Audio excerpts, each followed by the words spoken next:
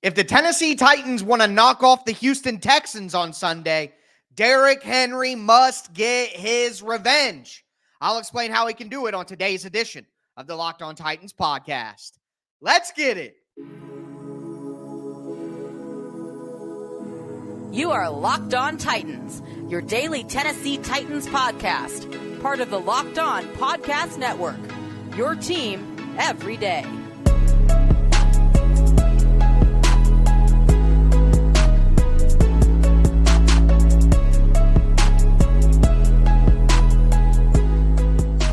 Welcome to the Locked On Titans podcast. I am your host, Tyler Rowland. Titans fans, today's edition of the Locked On Titans podcast is brought to you by LinkedIn Jobs. LinkedIn Jobs helps you find the qualified candidates you want to talk to faster. Post your job for free at linkedin.com/LockedOnNFL. That's linkedin.com/LockedOnNFL to post your job for free. Terms and conditions apply. Titans fans, it's Game Plan Friday. We're going to dive into how the Tennessee Titans can win this game. I'll tell you how Derrick Henry can get his revenge. Then we'll talk about how to stop CJ Stroud. And then finally, I'll give you guys a tank guide on what you should be rooting for if you're someone who wants the Titans to get a great draft pick this weekend. So we're going to dive into all of that. Before I do want to thank you for making the Locked On Titans podcast your first listen each and every day. Remember, Monday through Friday, Tennessee Titans content all year round, always for free. It's your team every day here on the Locked On Titans podcast. Throw a thumbs up on the video right now. Throw a 5-star review on Apple Podcasts. If you're listening, I appreciate all those. A good Christmas present to me. The show's free all year round. Least you could do, throw a thumbs up, leave a review, stuff like that. But with that being said, I do want to remind you guys, I'm going to be going live immediately after the game ends on Sunday to recap all of the action. Make sure that you stick with me here on the Locked On Titans podcast, again, where it's your team every day. But as I said to start, on offense, we look at the game plan here. Derrick Henry must get his revenge. So, last time the Titans played the Texans, it was maybe the worst day of Derrick Henry's career. He had 20 touches for 10 yards.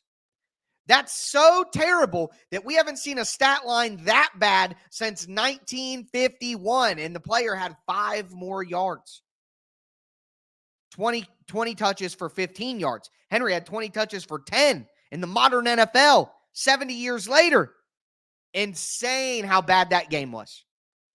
And Derrick Henry's previous games against the Houston Texans, last 5 before that, 1,000 rushing yards and 10 touchdowns.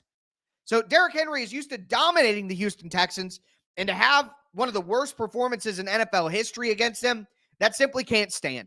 That simply can't be the way Derrick Henry goes out. If this is Derrick Henry's last game against the Houston Texans in a Tennessee Titans uniform, he needs to go out better than that. He has to get his revenge. And I think that the Titans are going to take what the Texans did last time and say, okay, I hope you do that again. So what do teams normally do against the Titans? They crowd the line of scrimmage. They put 5, 6 guys on the line of scrimmage. They crowd the box, bring in that extra safety, got 8 guys in that tight area. Not the Texans.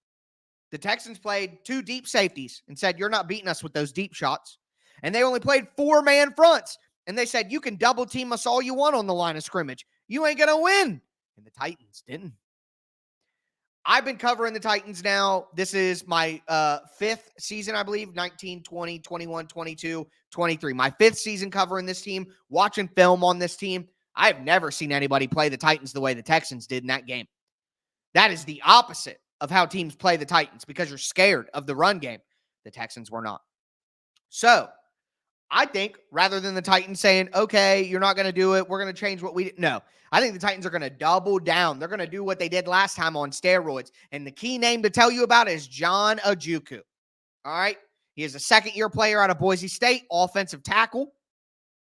He's been playing tight end for the Titans because the Titans are so banged up at tight end. Josh Wiley's been banged up. Kevin Rader's been banged up and just isn't that good. Trevon Wesco has been banged up.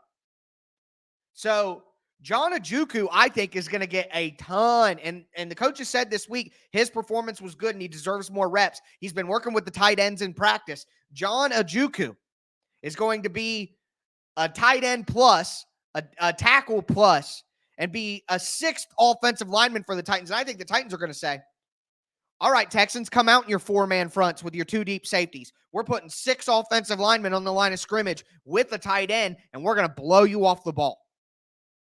Can the Titans do it? I don't know. Execution and plan are two different things. But what I can tell you is the Titans are going to double down, and they're going to try to flatten the line of scrimmage with multiple tight ends. And John Ojukwu is a tight end plus, and they are going to try to run the ball down the Texans' throat if they run four-man fronts and two deep safety the whole time. We'll see if they can execute, but that's what they're going to do. And if they do that, King Henry has to have his revenge. The Titans have to be able to run the ball, not only to give themselves a successful chance at offense, but to hold the ball. Because now with CJ Stroud back and the Texans' weapons fully intact, they're going to be able to play a lot better than they did against the Titans in Tennessee 2 weeks ago. They're going to be able to score a lot more points than 19 if the game goes the same way, with the Titans' ineptitude on offense. And a lot of that comes back to Tim Kelly. Calling those run plays, I think it was 24 first down plays, 19 runs, 15 runs. I have it in my notes a couple pages back from the game when we did the film. But we all saw it, running the ball over and over and over again into the middle. I think the Titans are doubling down on that. I really do.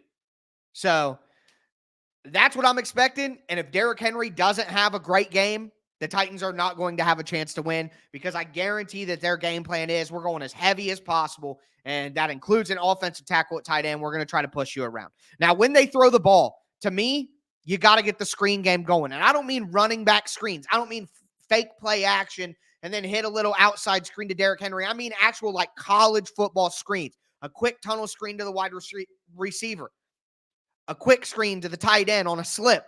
Like, you need to do some quick boom, one step, throw it out. Because the Texans are a penetrating, aggressive, downhill defense. And that's why they got 7 sacks on Will Levis last time. So if you want to prevent that, you need to get the ball out quick, take advantage of that aggressiveness, use it against them. And that is quicker screens, not these long developing screen plays that you want to run, because by that time, the Texans will be in the backfield. And I think one thing the Titans need to consider is think about their backfield deception.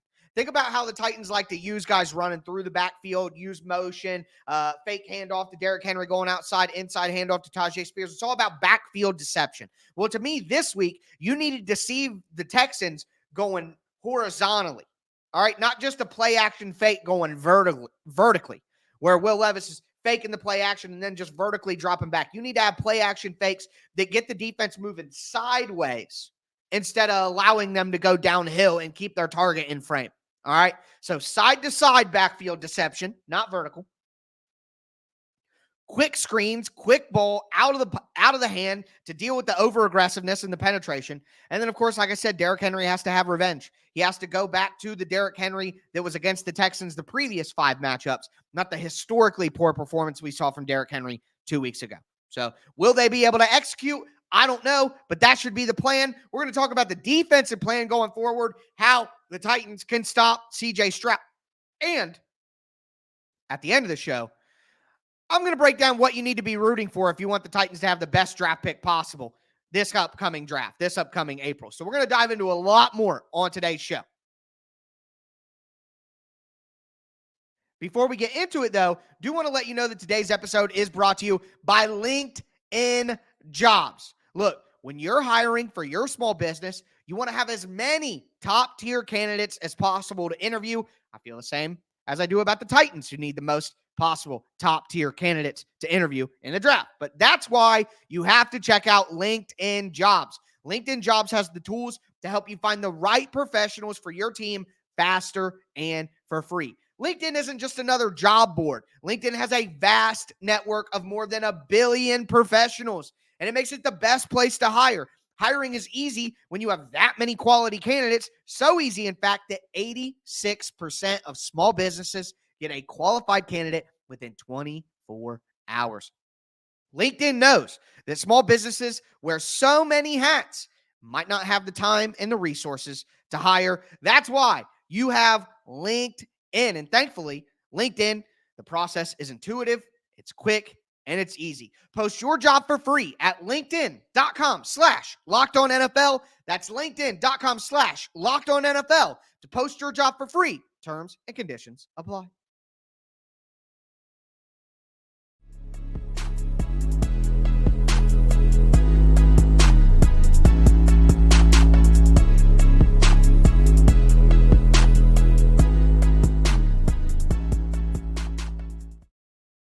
fans, let's continue today's edition of the Locked On Titans podcast. I am your host, Tyler Rowland, 25 years a Tennessee Titans fanatic, certified film junkie, breaking down the X's and O's with you every single week, and a staff writer for Sports Illustrated over at alltitans.com.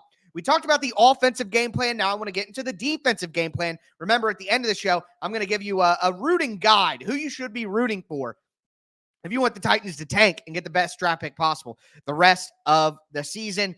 But talking about the defense, obviously, the Titans have to stop the run. I'm not breaking news. This isn't John Madden. I don't think you got to be a genius here to have this as a game plan point. Last time the Titans played the Texans, 126 yards to Devin Singletary, over 140 rushing yards total as a team for the Texans. If they run the ball like that, while having C.J. Stroud in the backfield throwing the ball, while having Nico Collins back on the field to throw to, while having Noah Brown, while having Dalton Schultz, could be trouble.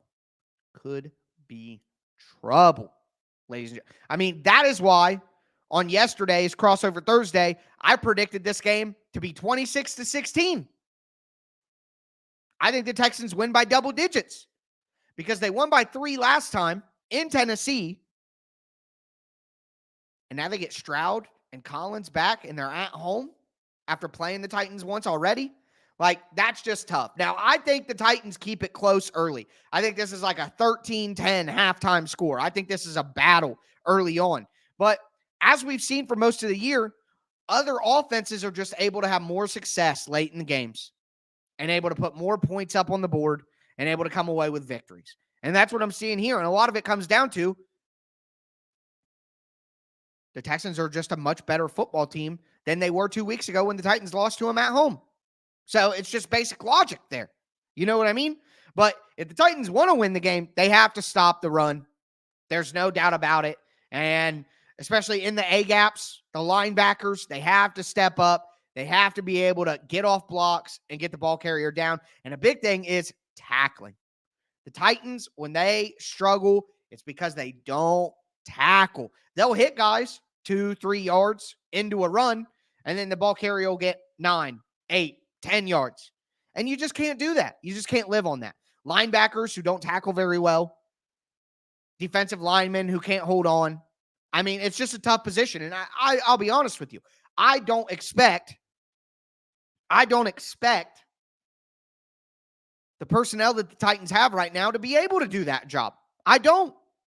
So I don't know if they can pull it off, but I know they better if they want to win. If the Titans want to win, they have to stop the run. And like they did last week against Seattle, I think this is kind of similar here. A lot of cover 2, a lot of cover 4. We're not playing man coverage against these wide receivers. We're not. With a quarterback that can locate the ball. Not playing man coverage. Because if the Titans play man coverage with Trey Avery outside, Noah Brown, DK Metcalf, or Noah Brown, Nico Collins, doesn't matter. I'm just throwing it up. And we have seen over and over that the Titans do not win consistently in those one-on-one matchups. They don't. So I'm playing cover 2. I'm playing cover 4. I'm sitting back deep. I'm saying you may get some underneath stuff, but we're not letting you get big plays down the field. Because the reality here is the Texans are going to move the ball. And the Titans have been the number 1 red zone defense in the NFL, and that's how they've survived. That's how they've kept games close. Because even good offenses that go up and down the field getting yards on the Titans, they still struggle against the Titans in the red zone.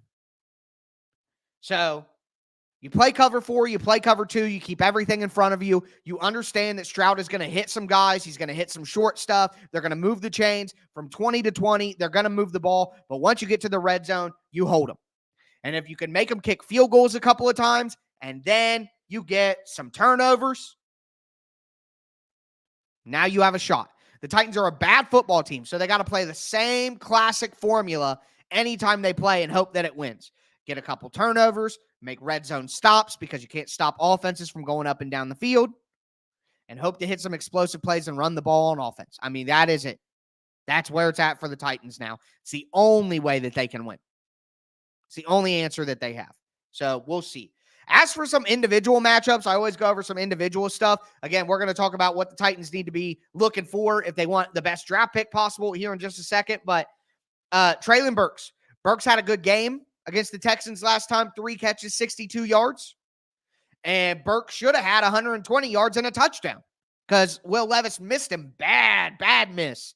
With Burks running wide open down the sideline on a play that was designed to go that way. So I think Burks, with all the attention, because what the Texans were doing last time is they were playing cover 4, but they were having an outside corner and the safety to that side just totally over Hopkins and letting everybody else on the other side, the other 5 defenders, letting them play zone against everybody else. So 2 guys go with Hopkins, 5 versus 4 on the other receivers. Made it tough because the Titans don't have great receivers. But anyways, who's going to step up in that mix? Has to be Treylon Burks, right? Former first-round wide receiver. So, need to have a big game for Burks. Chikakonkwo over the middle of the field. We talked about in the last game plan for the Texans how they run a ton of cover 4. They run a ton of cover 3. It makes them vulnerable over the middle of the field. Chikakonkwo should have a good game. Chicken Burks, that's who I'm looking at. The offensive line. So, Jonathan Grenard, who had 2.5 sacks in the last matchup, hasn't practiced Wednesday or Thursday. Will Anderson, not certain to go in this game. Malik Collins on the interior D-line, not certain to go in this game. So if the Texans' defensive line is banged up, that could help the Titans in a multitude of ways with what their game plan needs to be. On defense, Harold Landry, Azeez, Arden Key, they have to dominate. I mean, when the Titans play well, it's because their pass rush plays well. They didn't play terrible against the Texans last time. They had 3 sacks, got pressure, but it has to be a lot better against CJ Stroud, who's going to extend the play and has more athleticism and all of that. And then finally, Azeez. Azeez Al-Shire is going to be next to Otis Reese. Azeez is going to have to tackle. He's going to have to wrap up and not miss any tackles in this game. They're going to need it for run defense. But with that being said, it's time to talk about the tank. What needs to happen for the Titans draft pick to go up this weekend? I'm going to go over all of that in just a moment. But before I get into it, do want to let you guys know that today's episode is brought to you by DoorDash. Y'all know I love DoorDash by this point. Got some lunch delivered from DoorDash earlier today. Absolutely delicious. I know a lot of you guys in Nashville, you're looking on DoorDash. Acme Feed and Seed. Acme Feed and Seed, delicious. A must stop when I visit the city. Get some brunch from Acme Feed and Seed. Some pulled pork hash. Absolutely delicious. Okay, absolutely delicious. But with that being said, it's time for you to take advantage of DoorDash. And what you need to do is you need to download the DoorDash app, okay? You need to enter the code LOCKED23. That's LOCKED 23. You can get up to 50% off up to a $10 value when you spend $15 or more on your first order. Subject to change. Terms apply again. Don't forget, use the code LOCKED23 for 50% off up to a $10 value on your first order when you download the DoorDash app and spend $15 or more. Subject to change. Terms apply. Also, do want to let you guys know that today's episode is brought to you by FanDuel Sportsbook, America's #1 sportsbook. Look, guys, the NFL season is almost over, and the weather may be getting colder, but the offers stay hot on FanDuel. And right now, new customers get $150 in bonus bets with any winning $5 money line bet. That's $150 if your team wins. If you've been thinking about joining FanDuel, again, there's no better time to get in on the action. Take advantage before the NFL season is gone. The app is super easy to use. You can bet on spreads, player props, over-unders, combine stuff together for a single game parlay. Make sure that you visit FanDuel.com/LockedOn and get in on the action this NFL season. It's FanDuel, official partner of the NFL.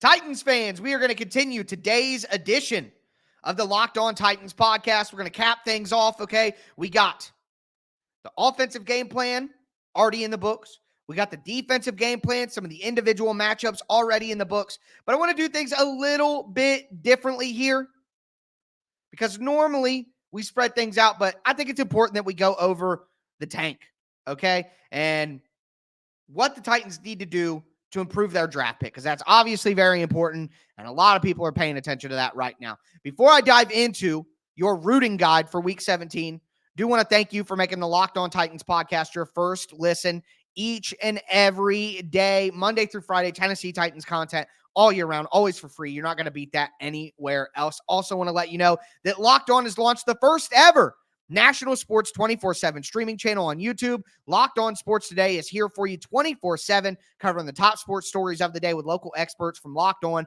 plus national shows covering every league. Go to Locked On Sports Today on YouTube and subscribe to the first ever national sports 24/7 streaming channel. Before I dive into this, I do want to give a shout out to Titans Film Room on Twitter, who does a great job putting together a full comprehensive list of all the rooting guide stuff. Obviously, Justin has done great work with the Around the NFL podcast and all the videos that he does. So Titan Film Room, shout out to you. But number one, we have to start with the Titans game. And obviously, you need the Texans to beat the Titans. Now, a lot of you guys say losers mentality, this and that, blah, blah, blah, blah, blah. I'm sorry, but there are people who think the Titans should lose who make more money than you, who have a better job than you, who are more educated than you, there are people who think the Titans should win, who make more money than me and are more educated than me. And telling people that they have a loser's mentality in life because they think their football team should lose games to get better players is just absurd. All right. It's absurd to make any far-reaching analysis or statement about someone's life mentality. Like, I don't know. I always think that silly loser's mentality. You guys are morons. All right. Anyways, moving right along. Obviously, the Titans need to lose. If they win, there's a chance they could stay pretty low if other teams win, but keep it safe. Titans need to lose. Then you look at the two teams that have 5 wins that are ahead of the Titans, and that's the Giants. They play at home against the Rams on Sunday. That's going to be a tough one to win, even with Tyrod Taylor back at quarterback. But the fact that the Giants went with Tyrod Taylor instead of Tommy Cutlets, that's at least good news for Titans fans, because I think it gives the Giants a better chance to win the game. So I still think they lose, but it gives them a better chance. Then you look at the Chargers, who are the other team in front of the Titans right now, and the Chargers are at Denver this week, but Denver just benched Russell Wilson and went with Jarrett Stidham. And Russell Wilson isn't who he once was, but I still think Russell Wilson is better than Jarrett Stidham. And I think Denver gave themselves a much better chance to lose that game. And that was huge for the Titans. So let's go Chargers. Then you have the other teams in front of the Titans who are 4-win teams. You have New England, who plays Buffalo. I'm not expecting New England to win that game, but they could. And then the Commanders play San Francisco. Not expecting them to beat a pissed off San Francisco either. But I've been saying for weeks when we talk about this stuff that I don't see the Titans getting anywhere close to or getting over Carolina, Arizona, New England, and Washington.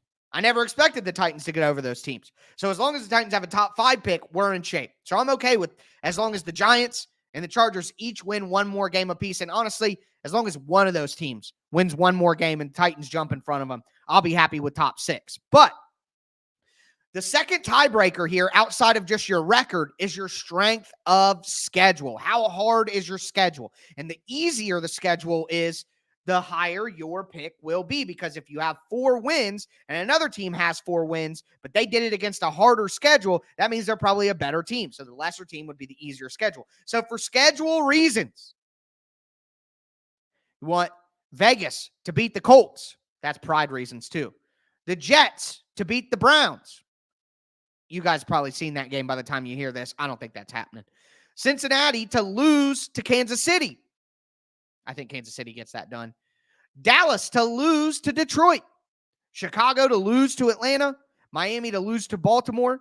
Philly to lose to Arizona. Carolina to lose to Jacksonville. New Orleans to lose to Tampa Bay. Green Bay to lose to Minnesota. And then Seattle to lose to Pittsburgh. So that is your rooting guide. I think personally, the games that we actually need to focus on here are 3. Houston and Tennessee, obviously, then the Giants and the Rams, and the Chargers and the Broncos, and particularly the Chargers and the Broncos.